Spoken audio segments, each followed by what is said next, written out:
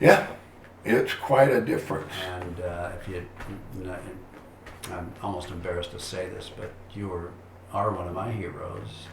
But I hadn't seen you since 1980. All right. But I watched you with the Raiders and I cheered for you. And the next time I had the opportunity to see you was after your ankle and foot were amputated. And maybe it was youth on my behalf, but I didn't know what to say. I didn't approach you. I saw you, and I went the other way. Yeah. And I'm embarrassed. Yeah. A lot of people do that. I feel like I'm confessing. Well, you're forgiven. I mean, good grief. But so tell me about that society with an amputee. People are uncomfortable, you said. Well, you wake up with a bandage. Okay. And I was fortunate again that it just so happens I was going to go down and it'd be the first time I actually see my amputated leg and my stump.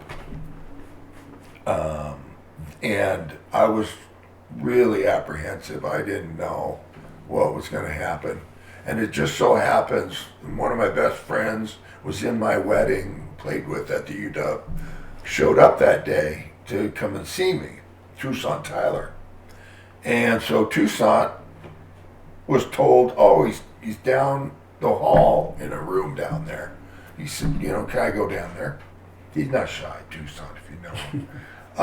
And got this huge, gregarious laugh and the greatest smile in the Contagious. world. Oh, yeah. He's a guy that walks in a room and it's like the light switch came on. Anyway, so Toussaint saw my wife, and then she had gone to the bathroom or something, and so she followed in with him. And I was great seeing him, giving him a hug and stuff, and man, I love that guy. And so he said, well, what's going on? How are you? And I said, well, I'm going to see this for the first time ever. And, I could use all the support I could get. Oh, yeah, I'll stay. And they took the bandages off, and I waited till they were all off. And then I looked at it, and I looked over at Toussaint, and he's got tears going down his cheeks. And I just busted out crying, and we hugged for I don't know how long, just bawling like a couple babies. My wife's over there crying, and he goes and hugs her, and I just thank God that he came at that time and made it an experience that was shared with people I love. If I was alone, I don't know how far down in depression I would have gone that day. But anyway, that was the next, seeing it with a bandage on, but no foot. And then seeing it with the flesh and nothing, it's just a stump. That was shocking to me, shocking. So I understand how someone would be like, I don't know. And I used that tool when I would speak all over the country in high schools. And I would tell them right up front, if you laugh at all my jokes, and if you're quiet and respectful, and then maybe at the end, I'll take my leg off and show it to you. And those kids cheer. They're not afraid. They want to see it. And so that was one little trick to keep them paying attention. And I would do it. So it was, and then it became a teaching tool.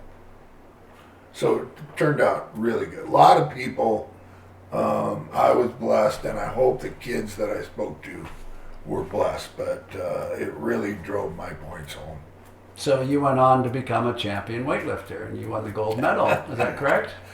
Champion weightlifter, that sounds a little over. Okay. What I did was I competed. I thought I need to do something to motivate me to start exercising again and doing those things. I'd already been through the couple months where I'm at home, and every day I have something that pisses me off or makes me mad. I remember one day trying to get up on the walker and it would tilt, and I was so close that to emotional anger. I don't know if it was part of grieving or what. And I remember taking that walker and just chucking it across the room in the living room, and it bam, hit the wall, holes in the wall. That was an every other day experience, just that feeling. So I've been through that, and now I was trying to look for things positive, and that was one. And the reason I did it was because I was in my prosthetist office. I hope I said that right. And they had a thing on the wall that showed these people that were competing in the Paralympic stuff. And they have all kinds of different things you can do. You can become a runner. No. You can become a shot putter or whatever. I'll give that a shot, see how good I am still. And, or not. And then weightlifting to the point where they do like the bench press. That's the weightlifting. And so my prosthetist sponsored me. They paid for my trip to MIT in Boston, and paid for my lodging, and which was a dorm cluster at MIT where they kept us. And oh my gosh, I met some people that just blew me away. Do you remember the kid, I don't know if you remember the story, that was making a bomb at WSU? He's a football player there. And the story is that he'd get a ticket every day. He'd go way before anything was open, and you had to have this sticker to park at this place. But no one was there. And he'd go in, it was at the weight room, he'd go in and work out, and almost every day he'd come out and he'd have a ticket. And finally he confronted the guy. He says, nobody else is here. You know, why are you giving me a ticket every day? I'm working out. I'm a football player here. And obviously that didn't impress him. And he said, it's my job. That's what I do. That's what I'm going to do. And he got so upset. He looked at ticket after ticket after ticket was still every day. And so finally, after half a year of this or so, he said, I got to do something. I got to do something. And he decided that he was going to somehow do something to his little cart. He knew the number of it, drove it every day, and this kid made a bad choice. Officer's cart. Yeah. Okay. Bad choice by deciding the appropriate thing to do was not to spray paint names on it. Make a bomb. He's going to bomb that thing. He was going to blow it up. Most cougars would make that decision. So, he was telling me about this, but he was there too. And he had an arm that was down to here. And so the bomb. He went out and he did one, and that worked. And so he had a couple things he wanted to change. So he and his buddy, this is sad too, he and his buddy are driving up to this field, and the road's kind of bumpy, but they're doing the best they can to not do anything to make it go off, and it blows. And the guy's got his hand here, and his hand is ripped to hamburger, and he looks over, and his friend is out, and the cap had blown off, gone through his ribs and his heart, and killed him right there on the spot. And this guy dealt with so much guilt and anger, and just realizing his dad, he would cry even talking about how disappointing his dad was. He just telling me the story. And it was, man, and I thought to myself, my journey is nowhere near as hard as this guy's. What's his name? I can't remember his name, but he went on to coach. He became a linebacker coach somewhere, like maybe Western or something. And I've met a couple guys like this. He is one of the most positive guys you'll ever know. So he's just thankful for what he didn't lose. Right. And grieves what he did, which is his hand, and more importantly, his best friend. So put away also. Yeah. So he was there, right. And other guys, just from all over I mean, guys with different, guys in wheelchairs. And it was great because we were all had this one room and then a bedroom's kind of off, kind of like, I can't remember which hall it was. Not Hyatt.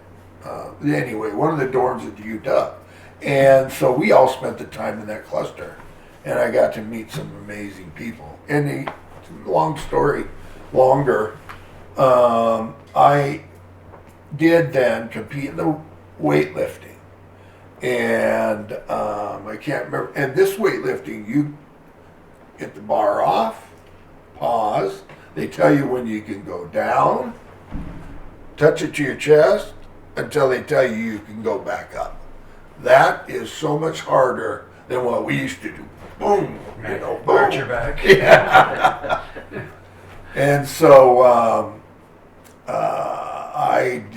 I thought I was going to get closer to the 500 mark, but I only did 435 doing that. But it was more than anybody else, so I won the gold medal in that particular competition. So before you found the weightlifting as an outlet, I mean, here you are, a champion who lost a limb. Yeah, that's why I did it. Was there ever a point where you considered ending your life? No. Never. No. I had. Were you spiritual throughout the whole process, or was that Yes. something that came along? No, after yes, the I fact? was spiritual. And I've grown in my spirit as a spiritual person, but I had that there in addition to my wife, in addition to people like Toussaint. I had a great support system. I'm telling you, I sat in that room, and the nurses finally had to tell me that they're setting times where people couldn't come and visit. And That many people. that many people. And it was like, there were seldom times when it was just me in there. But yeah, that was something else, an eye-opener. And in my speeches, there are 4 things that I learned through this that were like pearls that were given to me.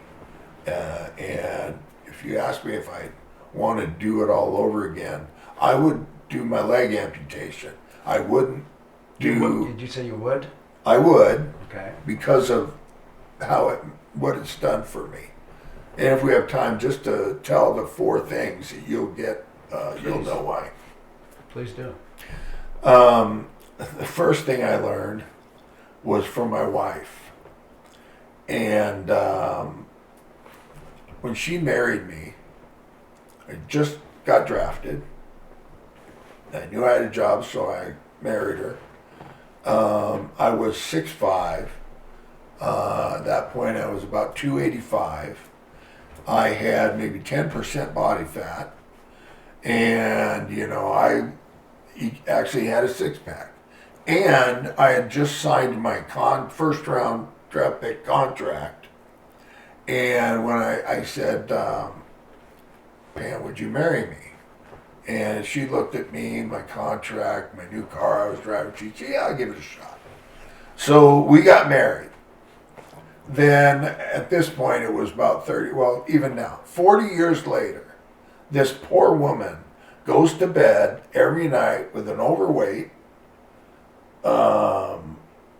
forgetful, gray-haired, which is left there, man who says to her goodnight every night by saying, say goodnight to Stumpy.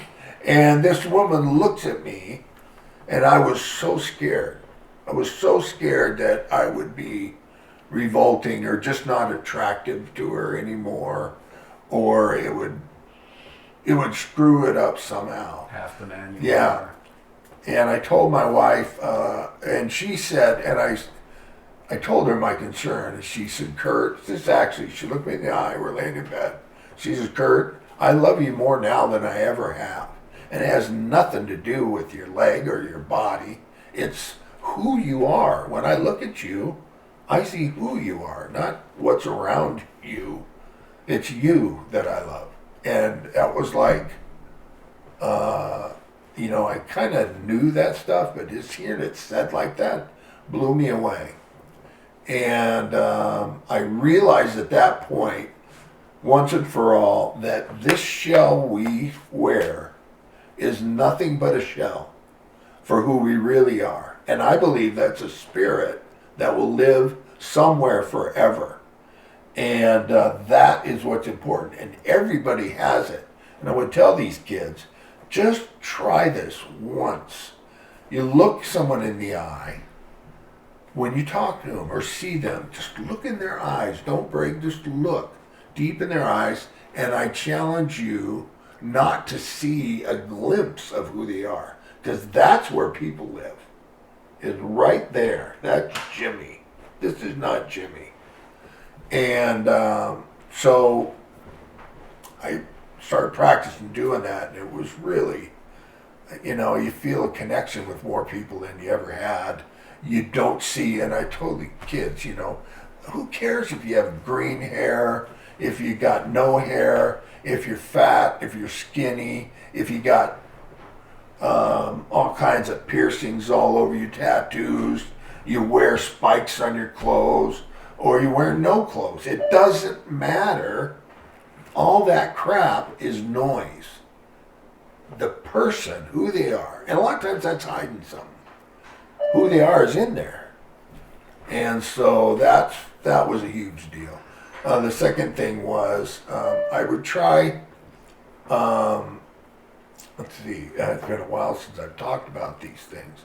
Another thing for me was that, oh gosh, yeah, my book. Well, sure. And why don't we come back? These are important. Okay. Try in the last chapter of it. Oh, that's right. And while you look for that, Curt. Yeah, I'm not going to worry about it. It'll come. It'll come to you. So in the meantime, I'm close to a kid that's playing tackle for the university right now, Jackson Kirkland, 6'7", 325, projected to be a first-round draft choice. Had a little bit of an injury a year ago, and the entire time, he's such a neat kid. The entire time, I've taken interest in him because he's such a nice kid. Yeah. I've been just praying that he doesn't get injured, because I know that injury bug travels as it has with you. It starts over here and it ends up over here. Yeah. And you didn't really say too much about the dangers of the painkillers and the addiction that goes along with it. Anyhow, long story short, he's in his final year this year, and he's projected to be in the top 20 picks in the first round. Do you have, and so going back to there's X amount of miles on every car, you talk about using the car analogy in your book. Any advice to Jackson Kirkland? Yeah. It would be the same advice I would give to a kid just starting out. And that is, you need to focus not on wanting to be great and projecting yourself for what you'll be in the future. It's good to have goals and dreams, but that shouldn't be what you're focused on. What you focus on, and it's simple, you just got to be the greatest you can be right where you are, just right where you're at. You doing this, me sitting here enjoying it, and I'm great at it. When I talk, I would make sure that every time I did, it was as if I was saying these things for the first time and being real about it, because they're real things that I wanted to get across to these kids, and there's a lot of them. But I know what the last one was, and this is probably the most powerful. And anyway, that's what I would give Kirkland. I'll tell that whenever. But Kirkland is that. Just be great where you are, and good things will happen. In the moment. Yeah, you think, I want to be an All-American. Well, how do you be an All-American? You quit worrying about being an All-American and be great right where you're at, and things will take care of themselves. Whether you're lifting or studying or doing your sprints or praying. And if you're meant to be, that hard work and passion pays off. That's what gets you there. That does. Now in your book, and this might jar your memory, I'd almost completed it, and we were going to do this interview a few months ago when COVID broke out, and we canceled. Right. And it was pretty late the night before the interview, and I had one chapter to go, and I said, well, I pretty much got the gist of what Curt has to say. And then I thought I better read that last chapter, and I'll be damned. If anybody, if you go to buy the book Dare to Dream, if you're going to just read one chapter, read the last chapter. It's the most important, and I don't want to give anything away, but I'm going to anyhow. Basically, why are we here? That's the question you have to ask yourself. So ever since I read your book, I've been doing mental gymnastics, trying to figure out why I am here. And you go on to talk about how we need to love one another and take care of one another. Anything you'd like to add to that? Yeah. Why are we here is a question I asked myself. Why am I even here? I mean, great, I've done these things, but in the end, you know, what's the purpose of human beings on the face of the earth? And everybody got to come up with their own solution to that question. And for me, it is that every human being has a soul that'll live somewhere forever. And that starts with the belief that there is a God. And I believe that God created everything. And I believe that God is love. He embodies the word. I also believe that Jesus was our Savior and died for our sins. So let's get that out of the way. It's probably the most important. It is the most important thing in the book that I've said, because it answers my question as to why I'm here. And because of that great love that I've been given, I've done nothing for it from God and His Son. My purpose should be to give love to everyone else. That I would treat people with dignity and respect and get to know or get to see who they are by blurring everything but who their soul is and trying to communicate with that, you know, and not always talking about spiritual things. Just, you know, Jimmy, I see you in there and I can hear you and it helps me listen to what you're really saying. I'm not sitting here thinking about the next thing I'll say, you know, in a conversation. Obviously, in this setting, you got to. But when I'm conversing, I'm really trying to see people a different way. And when I do that, I believe I am serving my purpose, which just so happens when Jesus was asked, how do I get to heaven? These people that were all following the Ten Commandments and trying to be perfect. Jesus basically is saying that's not about how you obey the Ten Commandments. Jesus said you love God and you love your neighbor as yourself. Those are the keys. And so I've decided that that's my purpose. I think about my legacies in the fact of the things that are going to last are how did I affect someone else's life? And that's the only legacy that ever lives on, really lives on, because it's still present.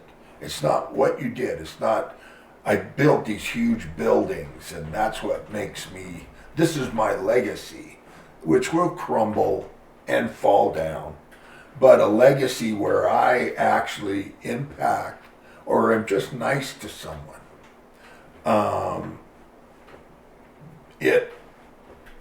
That's it. I mean, that's the only thing I'll leave because it'll affect them. And hopefully that'll affect someone in their life. And it just keeps going. Could you imagine if all of us actually practiced that? It would be such a better place to live. Even if 10% of us, or 20 or 30, I don't know. But I'm learning how to do it. I'm not great at it.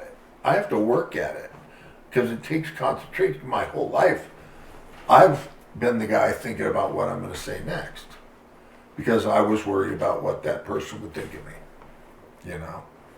And it's because of how I was raised and all that stuff.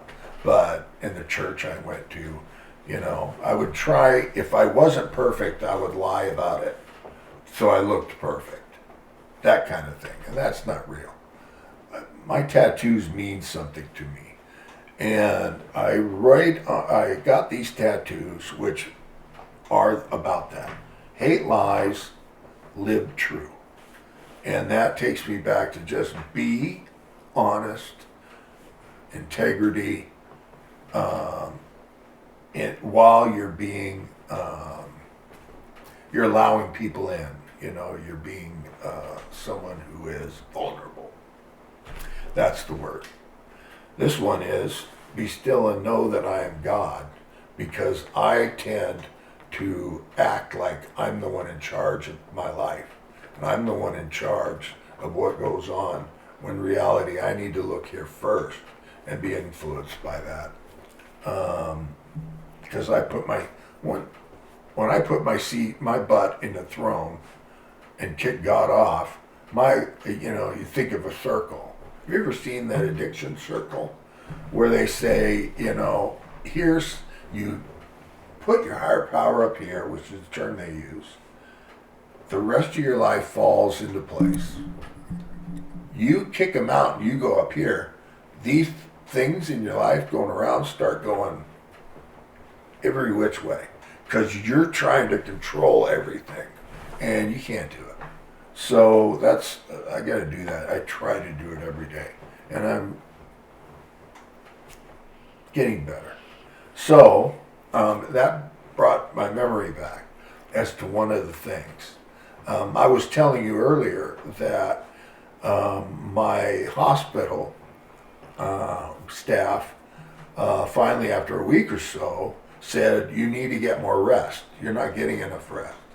There are visitors coming every day, and a lot of them, and people were showing up, taking my time, which I loved, but they said, you need to get some rest. We're going to send you home. We want to give you some time to catch up physically and emotionally.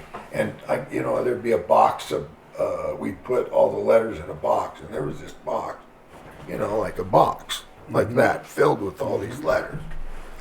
And so I'm sitting there with Pam one day after they said that, and I said to her, really? And I looked at her and I said, oh my gosh, she's right. These people have come out of the woodwork. People I hadn't seen in years. I get calls from teammates that I had on Huskies, on high school, and, and pros. And I was either getting phone calls or someone was coming in. And then other people, my teachers that I had in high school, came. And at that moment, I was overwhelmed. I started not sobbing, but it got to me to where tears were running down my face. And I said, holy crap, I don't deserve all this, Pam. And she said, well, of course, you're right. But then I'm like, wait a minute, I was fishing.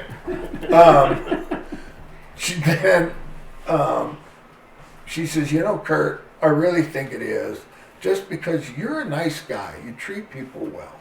You treat them with respect. You're not a bully. You just treat people well. That's how I remember you in 1980. And they know it. And you didn't even know my name, but you treated me with respect. And the point I get out of that is this. It doesn't take much to give out to the world. And it starts, just start giving people respect. If they disrespect you, just respect them still. Give them, say kind things to people. Just be nice, for crying out loud. And you will develop relationships you didn't even know you had with people, where they appreciate it and they don't tell you. Or they think about you and maybe pray for you, but don't tell you. You don't see it. But this allowed me to see it. And I said, it's almost like I got to experience people I always said it would be really great. I've been to funerals or memorial services where they're packed, and I wonder, how did these people know that this many people loved them when they were alive? What a gift that would be. I got to feel that, and I wasn't dead not hearing it. It was a gift beyond gift.